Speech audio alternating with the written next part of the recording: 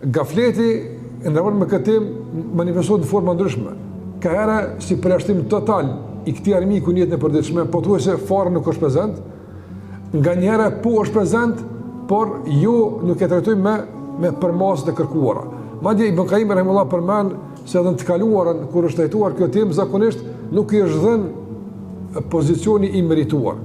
Edhe kur është përmend tek çështjet e problemeve të zemrave, smundjeve të zemrës, problemet e brendshme të njeriut, Ibn Qayyim rahimahullah përmend se është trajtuar si çështje dytësore.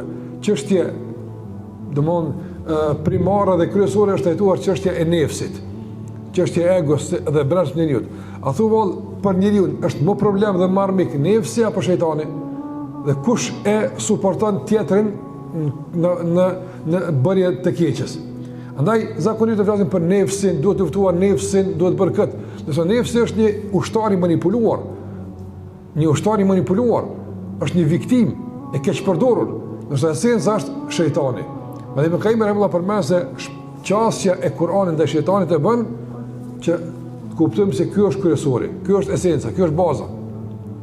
Prandaj forca e goditjes duhet shkon ka shejtani, pastaj ka nefsi e kështu me radhë.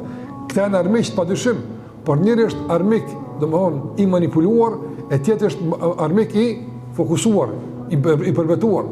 Në shejtan nuk tjetërsohet, nefsi atë tjetërsohet po, nefsi menaxhohet, nefsi mund të futet në pushtetin e zemrës, por shejtan nuk mund të bëhet kështu.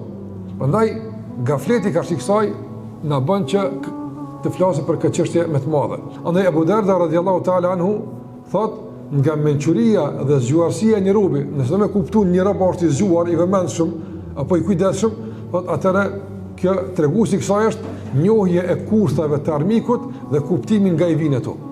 Abu Darda përmend se aktualizimi i temës së shejtanit dhe zgjuarësia karshi i kurthave të tij është një treguesi mençurisë dhe i pjekurisë tonë. Dhe e kundërta është tregues i gafletit dhe treguesi për gjumjes tonë në raport me këtë temë kaq madhore.